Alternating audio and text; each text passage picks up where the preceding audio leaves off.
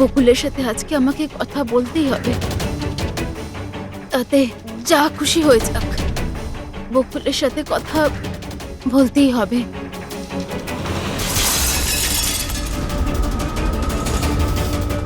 বাড়িতে তো কেউ নেই, তাহলে এই আওয়াজ কিসের?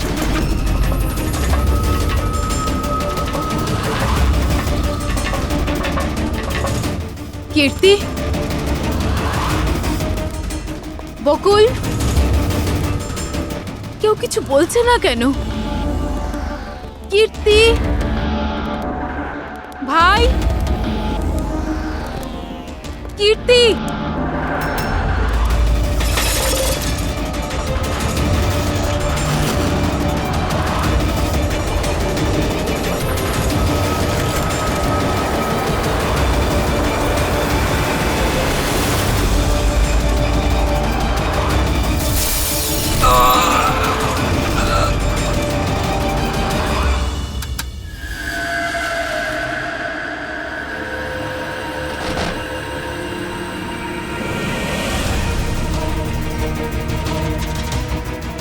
দাদার সুটকেস? দাদা ব্যাঙ্গালোর যায়নি বুঝি?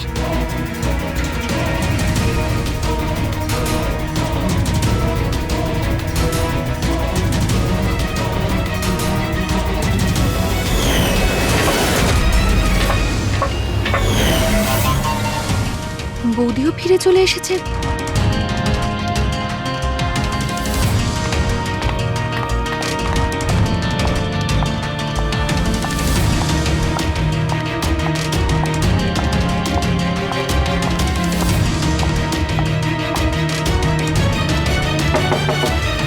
দাদা, বকুলদা, দাদা তুই ব্যাঙ্গালোর যাসনি? বৌদি,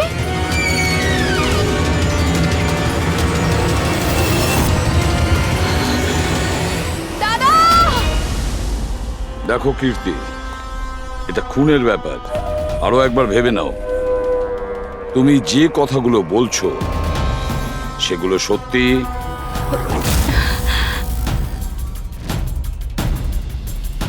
স্যার, আপনি,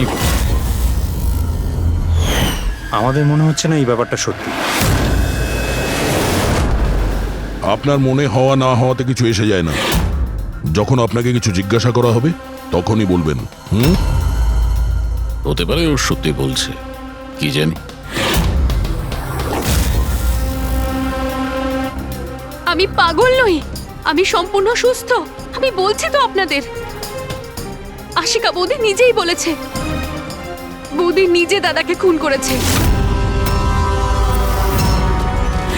বৌদি, বৌদি, দাদা, আশিকা বৌদি, বৌদি, বৌদি, বৌদি, বৌদি, থ্যাংক গড। বৌদি, বৌদি, বৌদি, এইসব হলো কি করে? কে করেছে এইসব? মরে গেছে বকুল, ঝামেলা শেষ। মেরে দিয়েছে, সব শেষ, মেরে দিয়েছি।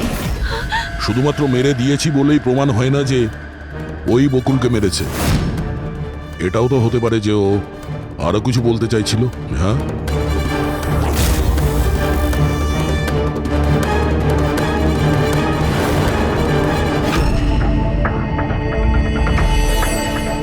একটা কথা বলো, বকুল যখন খুন হয় তখন তোমরা সবাই কোথায় ছিলে? কোথায় ছিলে তোমরা? আমি আর নিতিন তো এক বন্ধুর বিয়েতে খান্ডালা গিয়েছিলাম। কীর্তির ফোন এলো আর আমরা তাড়াতাড়ি চলে এলাম। আমার বিজনেস মিটিং ছিল হোটেল কিটসে। ওখানে একজন ক্লায়েন্টের সঙ্গে ডিনার ছিল। নিতিনের ফোন পাওয়া মাত্র আমি এখানে চলে আসি। আর আপনি কীর্তি, আপনি কোথায় ছিলেন? আমি তো বাইরে গেছিলাম। কীর্তি বাইরে গিয়েছিল, কাকাবাবু ক্লায়েন্টের সঙ্গে মিটিংয়ে ব্যস্ত ছিলেন, আর আপনারা দুজন খান্ডালা গিয়েছিলেন। আর সেই সময়ে বকুল আর আশিকা বাড়িতে একাই ছিল, তাই তো? বকুলদারও তো ব্যাঙ্গালোর যাওয়ার কথা হয়েছিল। দাদার 11টার ফ্লাইট ছিল। আর আশিকা বৌদি তো পার্টিতে গেছিল। আপনারা কেউ বাড়িতে ছিলেন না? তাহলে ব্যাঙ্গালোর যেতে গিয়ে বকুল ফিরে এলো কেন? আর এই আশিকা ও পার্টি থেকে ফিরে এলো কেন? সেটা আপনি গিয়ে আশিকা বৌদিকে জিজ্ঞাসা করুন না যে বৌদি এত তাড়াতাড়ি কি করে ফিরে এসেছিল। বৌদি তো এটা বলে গেছিল যে বৌদি সকালে ফিরে আসবে। ওটা তো আমরা ওনাকে জিজ্ঞাসা করবই। এবার আপনি বলুন যে আপনি কোথায় ছিলেন তখন? আমার মা তো ব্যান্ড্রায় থাকে। আমার মায়ের হঠাৎ ফুড পয়জনিং হয়েছিল, আমি তো মায়ের কাছে ছিলাম আর ওখান থেকে ফিরেছিলাম আমি। বাহ দয়া, প্রতিটা কথা এক্সপ্লেনেশন আছে। যে বকুলের খুনের সময় আমি ওখানে ছিলাম, এখানে ছিলাম, আমি ওখানে গিয়েছিলাম, সবকিছুর ব্যাপারে এক্সপ্লেনেশন আছে। কিন্তু সবাই মন দিয়ে শুনুন একটা কথা, যে সিআইডির কাছে কোনো সত্যি বেশিক্ষণ গোপন রাখা যায় না, সেটা সামনে আসবেই।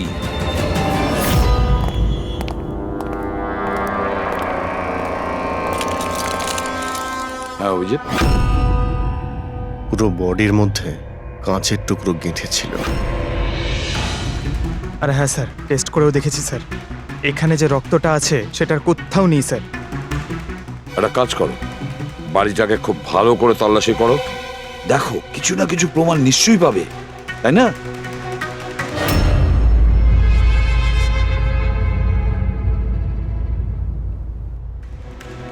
কিছু বললো কি?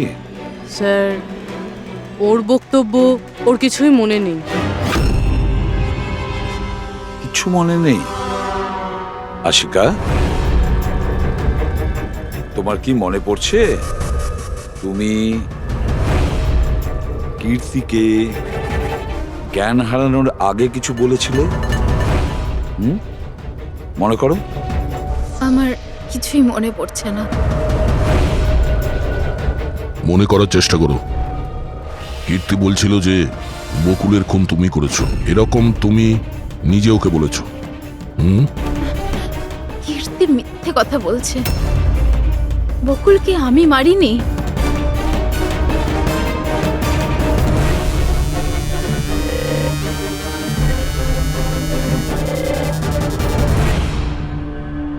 স্যার, এ আবার স্মৃতিশক্তি চলে যাওয়ার অ্যাক্টিং করছে না তো? হতে পারে, কারণ বকুল এখানে রক্তাক্ত অবস্থায় পড়ে রয়েছে আর ওর মাথায় সামান্য একটু আঘাত, ব্যাস অজ্ঞান হলো কি করে? সেটাই তো, এর থেকে সত্যিটা বের করতে হবে। কি করে করবেন স্যার?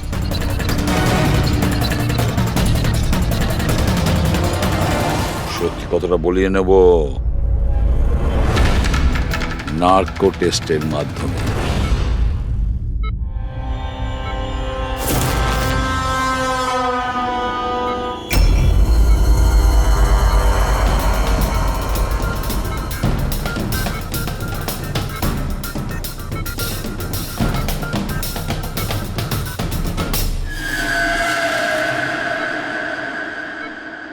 এপ্রিল রাতে যখন পার্টি থেকে বাড়িতে ফেরেন, কি হয়েছিল? আমি বাড়িতে ঢুকলাম, বকুল চিৎকার করছে। তারপর কি হয়েছিল? তারপরে আমি ঘরে গেলাম দেখার জন্য। কি দেখলেন আপনি? আমি গিয়ে দেখলাম যে বকুল ওখানে দাঁড়িয়ে আছে, ওর পিঠ থেকে রক্ত বেরোচ্ছে, আর আমি ওখানে একটা মেয়ের লাশ পড়ে আছে সেটা দেখতে পাই। আমি খুব রেগে গেছিলাম, আর আমি ওখানে পড়ে থাকা একটা কাঁচের টুকরোকে উঠিয়ে নিলাম।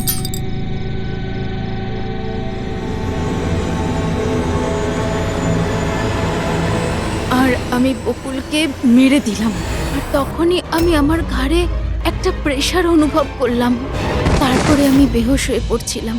বেহুশ হওয়ার আগে আমি দরজার সামনে একজন মানুষকে দেখতে পাই। কেউ একজন অরেঞ্জ কালারের জ্যাকেট পরেছিল। পুরুষ ছিল না মহিলা? একটা লোক। আচ্ছা, তারপর ও কি করলো? ও আমার কাছে আসছিল, মনে হয় আমাকে মারতে চাইছিল। আচ্ছা আশিকা, তুমি ওখানে কোনো মহিলার লাশ দেখতে পেয়েছো?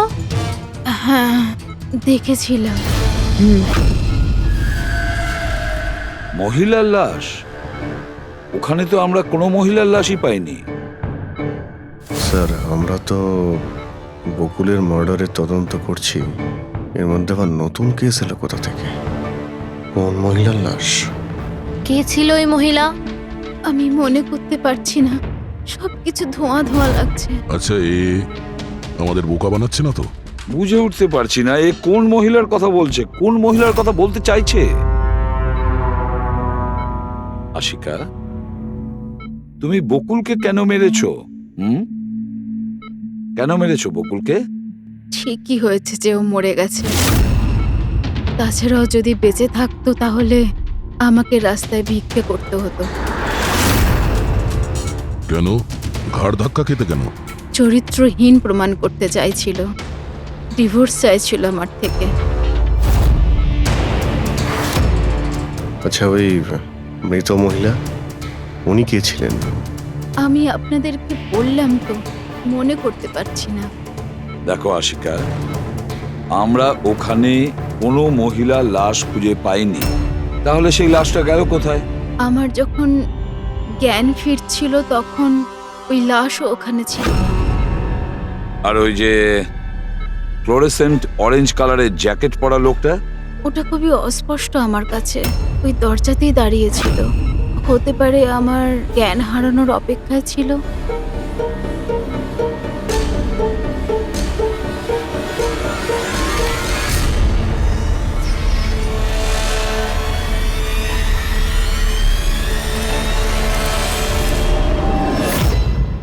এখন আশিকা ওটাই বলছে যেটা ওর মনে হচ্ছে, কিন্তু টেস্টে আশিকা সবটা সত্যি বলেছে।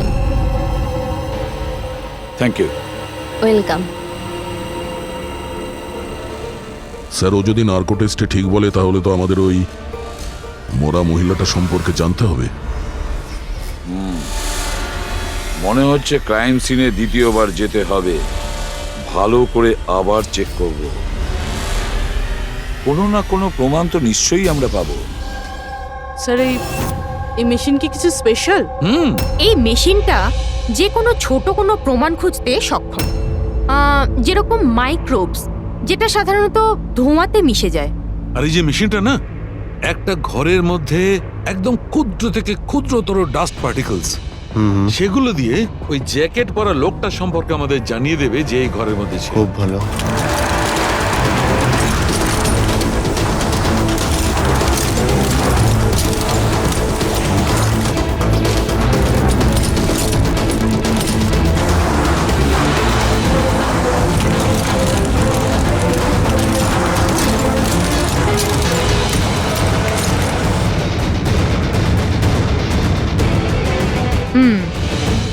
এই দেখুন, যেটা আমাদের নজর এড়িয়ে গিয়েছিল সেটাই মেশিনটা খুঁজে দিল।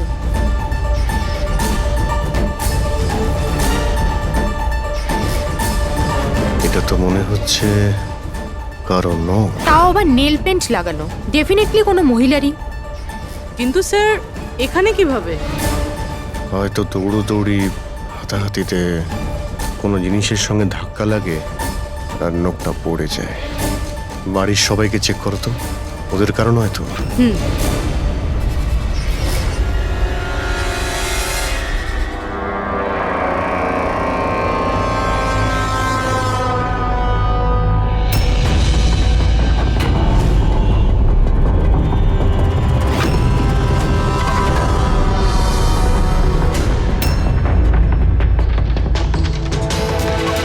স্যার, হ্যাঁ, ওই বাড়ির তো কারণ নয়, হয়তো ওই মহিলার হবে যার লাশ আশিকা দেখেছিল। তাই তো মনে হচ্ছে।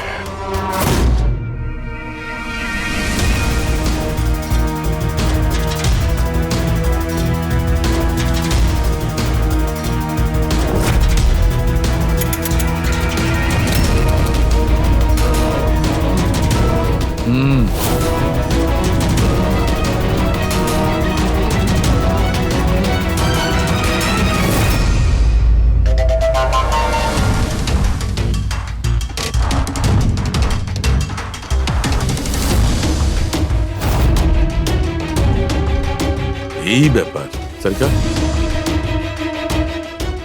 রাইট। কি জানতে পেরেছো এই নখ থেকে? এটা কার? স্যার এই নখটা ডিএনএ কোনো ফ্যামিলি মেম্বারের সঙ্গে ম্যাচ করে। কিন্তু একটা কথা জানা গেছে বস, এই নোকটা যারই হোক না কেন, ও একজন মহিলা আর তার বয়স 20 থেকে 25 বছর। 20 থেকে 25 বছরের মহিলা? আর একটা কথা, হ্যাঁ,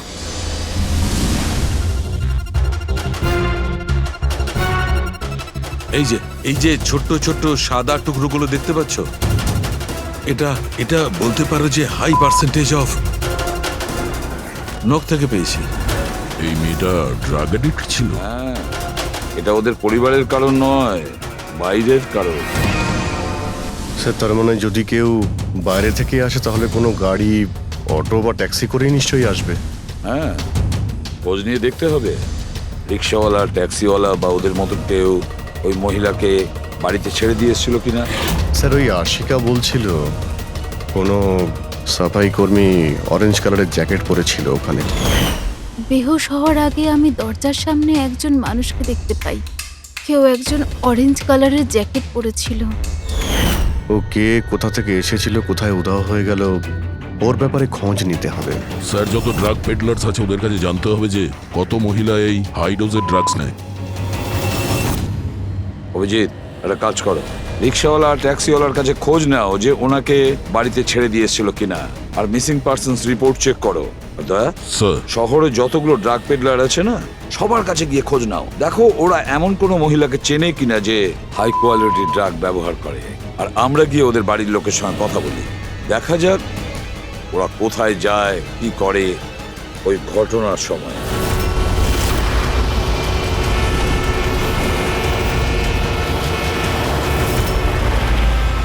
তোমাদের অ্যাসোসিয়েশন থেকে জানতে পেরেছি যে 10 তারিখ মানে পরশু রাতে তুমি শান্তিনিবাস বাংলোতে কোনো মেয়েকে ড্রপ করেছিলে। হ্যাঁ স্যার, ছেড়েছিলাম। তখন টাইম কত ছিল মনে আছে স্যার তোমার? প্রায় 1টা নাগাদ, ওই বাংলোতেই। স্যার ও নেশার ঘরে ছিল আর বারবার ওর স্বামীকে গালি দিচ্ছিল। আচ্ছা, হ্যাঁ স্যার।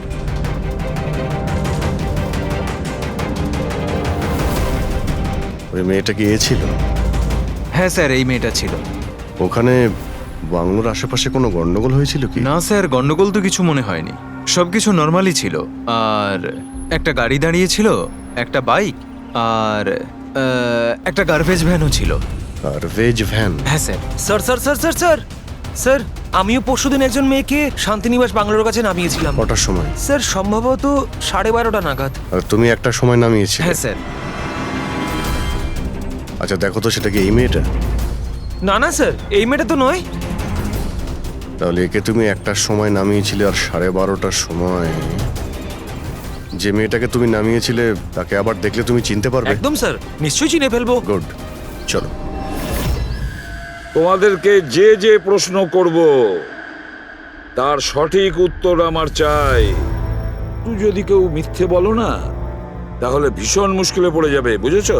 স্যার মিথ্যে কথা বলে কেন নিজেদেরকে বিপদে ফেলবো? হ্যাঁ তাহলে বলো, যেদিন বকুল খুন হয়েছিল সেদিন কি চেতন তোমার হোটেলে ছিল?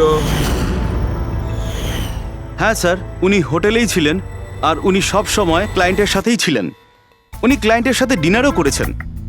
আচ্ছা, ঠিক আছে, তোমাদের ক্লায়েন্টদের ডিটেলস চাই আমার, আর সেদিনের সিসিটিভি ফুটেজও। শিনা, কীর্তির মায়ের ফুড পয়জনিং কেন হয়েছিল? খাবারে কি মিশিয়েছিলেন? আমি কিচ্ছু মেশাইনি, আন্টি তো বাইরে গেছিলেন। যখন যখন উনি ফিরে এসেছিলেন, ওনার শরীরটা ভালো ছিল না। স্যার নিতিন আর সিয়া দুজনে সারাদিন বিয়েতেই ছিল। জিজ্ঞেস করার আগে বলছো, মুখস্থ করে এসেছো নাকি? না ম্যাম, যেটা সত্যি সেটাই বলছি। 11টার সময় ফাংশন শেষ হয়ে গেছিল। এরপরে বাকি রইল নিতিন আর শিয়া। ওরা কোথায় গিয়েছিল? স্যার ওরা মনে হয় নিজেদের রুমে চলে গেছিল।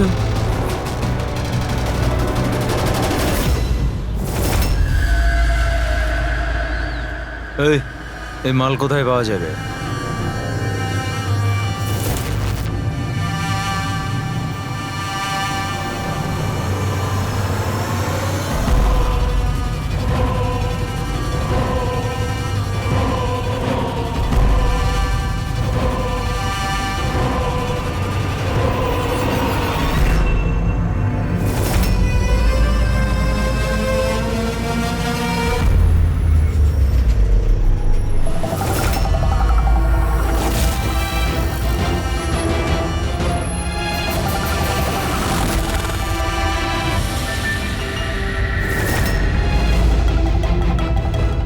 মাল চাই। পেয়ে যাবি। কতটা চাই? আর পেমেন্ট কিভাবে করবি? পেমেন্ট মাল ব্যবহার করার পরে। মাল ব্যবহার করার পর দেখ, পালানোর ব্যাপারে না চিন্তাও করিস না। আমার কাছে সমস্ত ক্লায়েন্টের ঠিকুজি কুষ্টি আছে, আর ওই কুষ্টিতে লেখা আছে আমার ক্লায়েন্ট ওভারডোজে মরবে, নয়তো আমার বন্দুকের গুলিতে। কিন্তু তোর কুষ্টিতে লেখা আছে জেল যাওয়া। ওই সব মহিলার ফোন নাম্বার আমার চাই, যাদের তোমরা ড্রাগ সাপ্লাই করো। তাড়াতাড়ি দাও।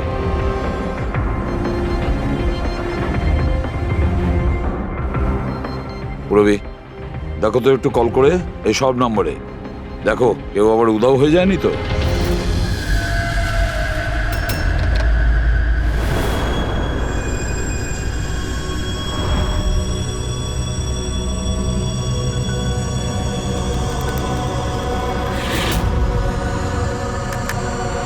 হ্যালো। আচ্ছা, আমি সোনারিকার সাথে কথা বলতে পারি? দেখুন, ও তো দুদিন ধরে কাজে আসছে না। কি? এ নিয়ে তো আমাদেরও চিন্তা হচ্ছে। 2 দিন ধরে? ঠিক আছে, থ্যাংক ইউ স্যার। হ্যাঁ স্যার, ডায়েরিতে যে ছবিগুলো ছিল ওর মধ্যে থেকে এই মেয়েটা নিখোঁজ। এই মেয়েটার নাম সোনারিকা, আর এ একটা বারে কাজ করে। ও 2 দিন কাজে যায়নি। একে দেখে বলো তো, এ কি তোমার ক্লায়েন্ট ছিল? হ্যাঁ স্যার। তুমি কি এই মেয়েটাকে নামিয়েছিলে? হ্যাঁ স্যার, এই ছিল, এই মেয়েটাই। আশিকা নিশ্চয়ই একে দেখেছিল। বকুলের ফ্যামিলির সবাইকে ভেতরে নিয়ে এসো। একটু মন দিয়ে দেখুন এই ফটোটা। এই সেই মেয়েটা যার লাশ আপনাদের ঘরে পাওয়া গেছে। আপনারা চেনেন নাকি?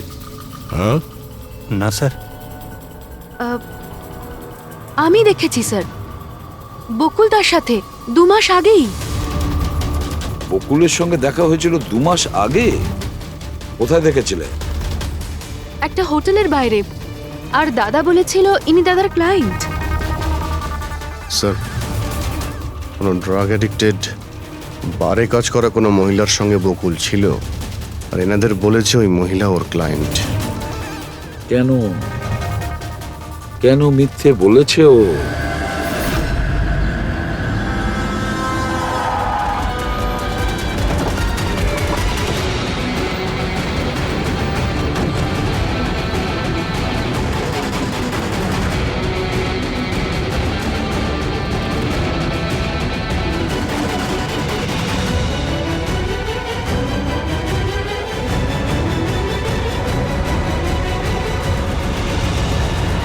আচ্ছা, সোনারিকা এখানেই কাজ করতো না? আগে হ্যাঁ, এখানেই কাজ করতো।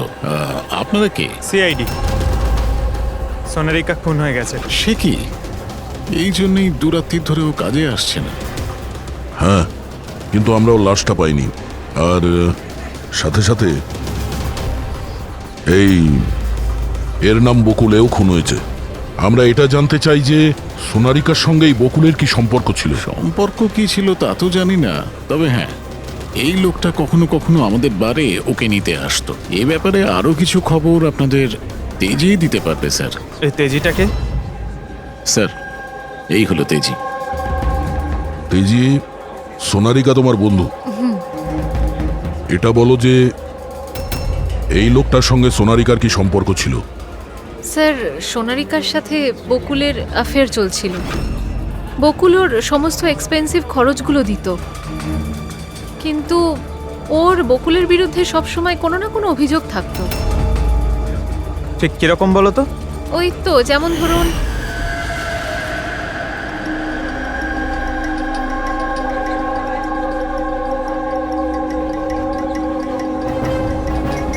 সোনারিকা কি হয়েছে?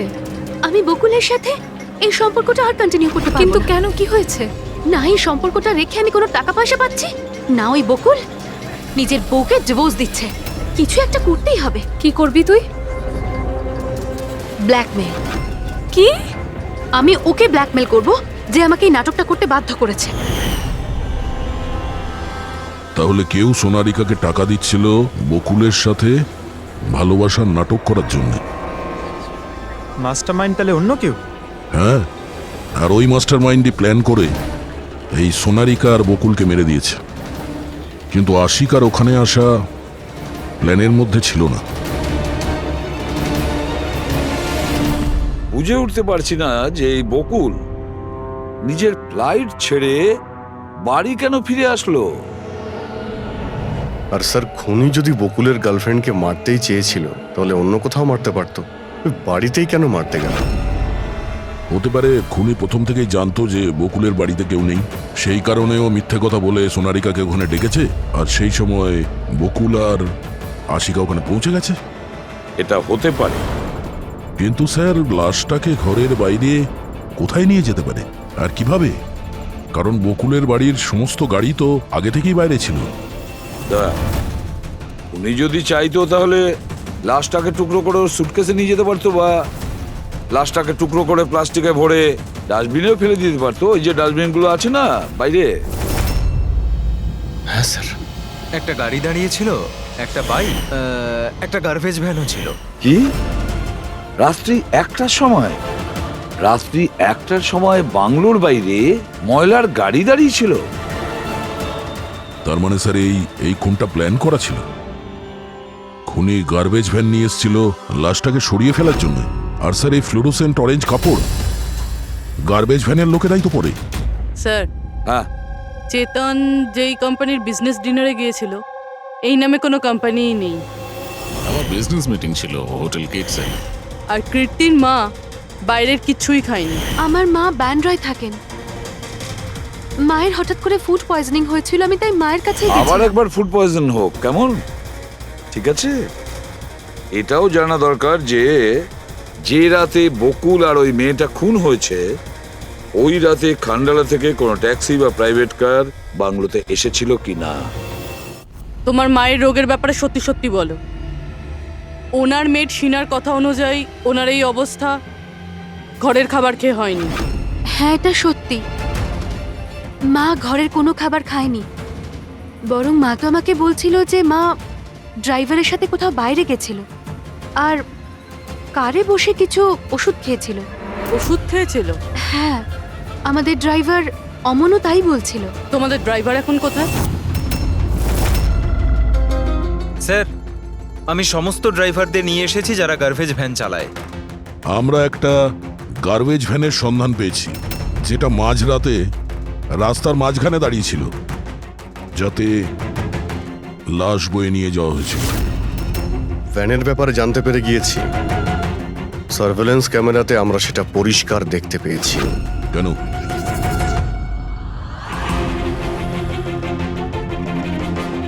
তুমি না ওই ভ্যানের ড্রাইভার? না না স্যার, আমি কিছুই জানি না। আমার ভাই নিয়ে গেছিল ওই ভ্যানটাকে, আর এবারে ও সেটাকে কোথায় নিয়ে গেছিল, কেন নিয়ে গেছিল আমাকে কিছুই বলেনি ও স্যার। ফোন করো কে? হ্যাঁ স্যার। হ্যাঁ, হ্যালো।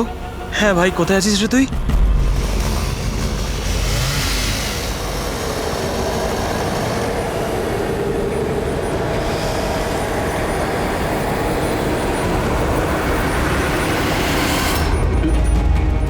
কি ভাই, কেমন আছেন?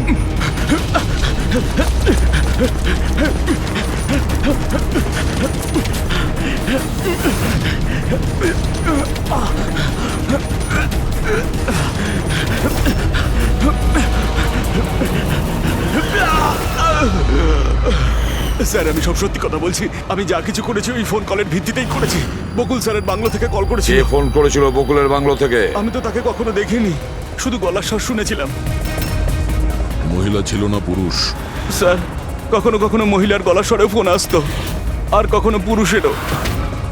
স্যার, সে যেই হোক না কেন, সে বকুলের বাড়ির লোকই। হ্যাঁ, কিন্তু তুই এগুলো করেছিস কেন? কেউ ফোনে কিছু বলে দিল তুই করে দিবি? হ্যাঁ স্যার, আমাকে লোভ দেখানো হয়েছিল যে আমার 5 লাখের দেনা শোধ করে দেওয়া হবে যদি ওনার কথা আমি শুনি। তো স্যার, আমি লোভে পড়ে গিয়েছিলাম স্যার। আমি কোনো খুন করিনি স্যার, আমি শুধু লাশটার একটা ব্যবস্থা করেছিলাম স্যার। লাশ কোথায়?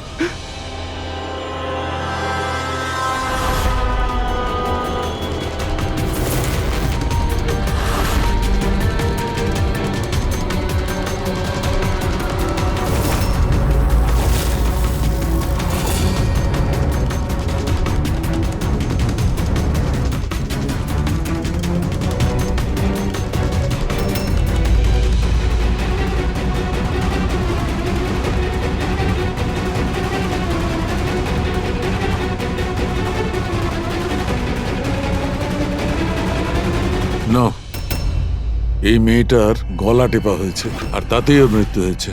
এই জন্য এর খুনের কোনো চিহ্ন খুঁজে পাওয়া যায়নি ক্রাইম সিন থেকে। আর এর পায়ের বুড়ো আঙ্গুলের নখটাও ভাঙা রয়েছে।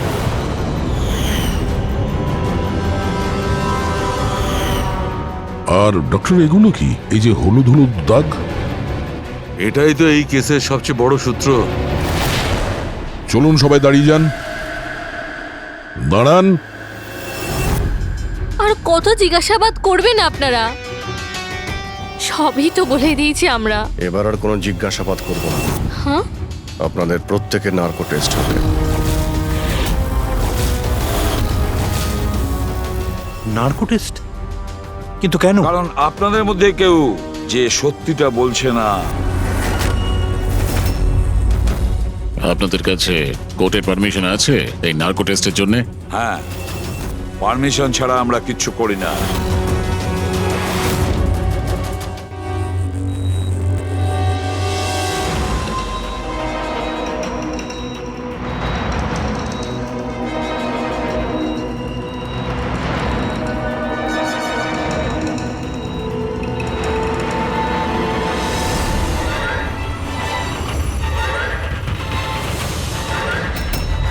ঘুম আসছে?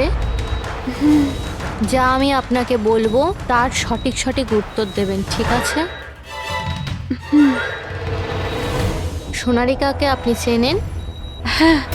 বকুলের যে অ্যাফেয়ার ছিল ওর সাথে, এটাও জানতেন আপনি? হ্যাঁ, আমার দুজনকেই সন্দেহ হতো। তাহলে আশিকাই ওকে খুন করেছে? আশিকা তো সোনালিকাকে চিনতই না, তাহলে খুন কি করে করবে? আপনার এখন ঘুম পাচ্ছে?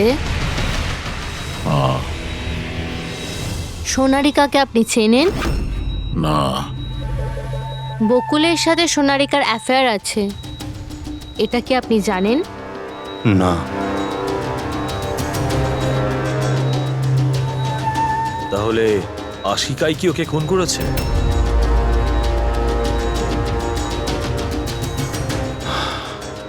আশিকা সোনালীকে চিনত, আর এই আশিকাই বকুল আর সোনালীকে খুন করেছিল। ও নিজেই এই খুনের ষড়যন্ত্রটা রচনা করেছিল।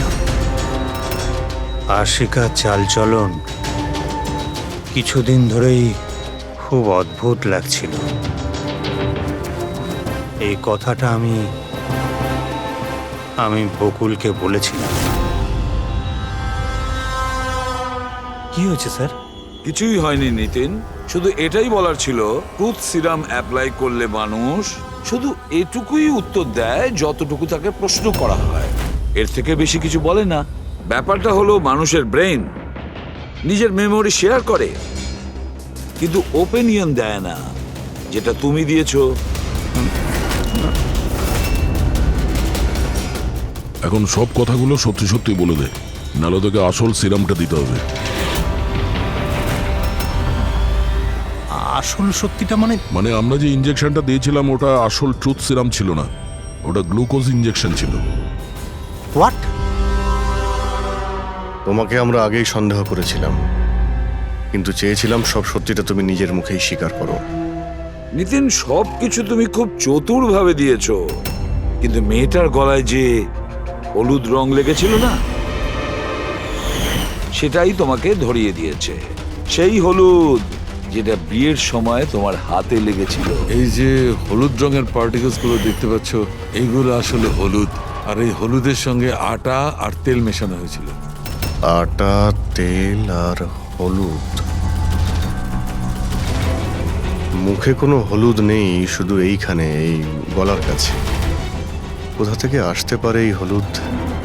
স্যার শিয়া বলছিল যে ওরা খান্ডালা গেছিল বিয়ের জন্য, আর ওখানে গায়ে হলুদের অনুষ্ঠানে যুক্ত হয়েছিল ওরা।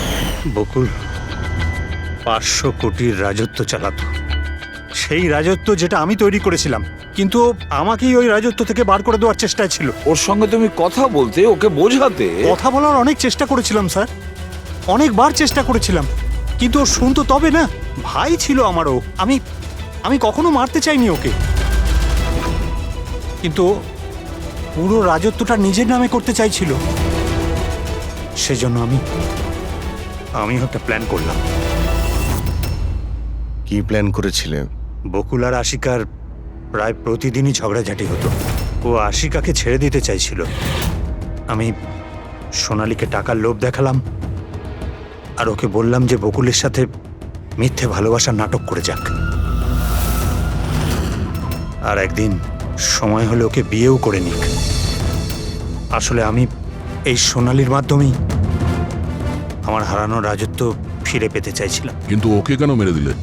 ও তো তোমার সঙ্গই দিচ্ছিল। সেটা প্রথমে স্যার, কিন্তু পরেও আমাকে ব্ল্যাকমেল করা শুরু করলো। আর সেই জন্যই তুমি মেয়েটিকে কায়দা করে বাড়িতে ডেকে নিয়েছো। হ্যাঁ স্যার, সেই রাতে আমি এমন সিচুয়েশন ক্রিয়েট করলাম যাতে কি সমস্ত লোক বাড়ির বাইরে থাকে। আমিও ওয়াইফকে নিয়ে খান্ডালা চলে গেলাম। আর যেই আমার ওয়াইফ ওষুধ খেয়ে শুয়ে পড়লো, আমি সঙ্গে সঙ্গে ট্যাক্সি নিয়ে এখানে চলে এলাম আর আমনকেও ডেকে নিলাম। সোনালীর ঘরে পৌঁছতেই, দেখো সোনালী, আমার কথাটা বোঝার চেষ্টা করো।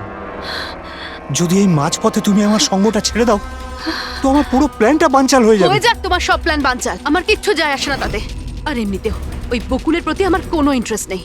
আমি ওকে ভালোবাসি না আর ওকে বিয়েও করতে চাই না।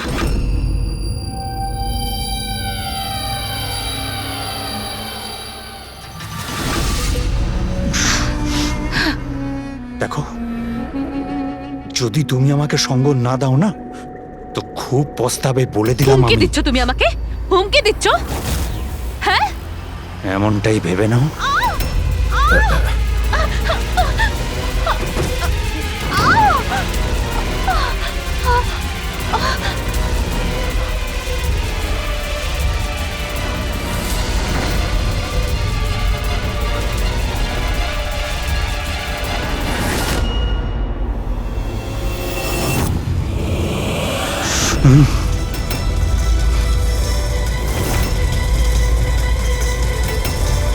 দাদা, বকুল, এটা কি করলে তুমি? না না, এই সোনালী আমাকে ফাঁসানোর চেষ্টা সোনালী, করছে। আমি পুলিশকে ফোন করব। আমি এক্ষুনি ফোন করছি। বকুল!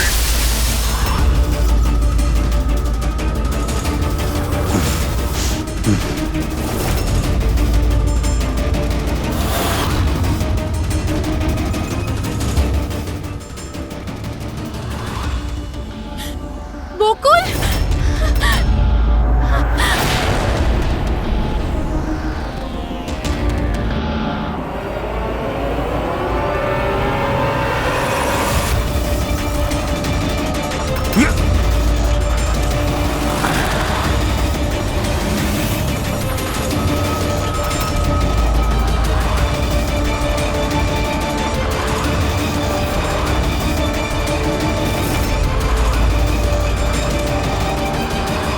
আমি অমনকে ফোনে প্রথমেই বলে দিয়েছিলাম সোনালীর লাশটা একেবারে সরিয়ে ফেলতে, আর ও একেবারে সেই কাজটাই করেছিল। টাকার লোভে পড়ে তুমি এতটাই অন্ধ হয়েছিলে যে নিজের সম্পর্কটাই ভুলে গিয়েছিলে। নিজের ভাইয়ের প্রাণটা নিয়ে নিয়েছো, আর তার উপরেও নিজের সঙ্গী মেয়েটিকেও খুন করলে তুমি। আইন তোমাকে কোনোদিন ক্ষমা করবে না।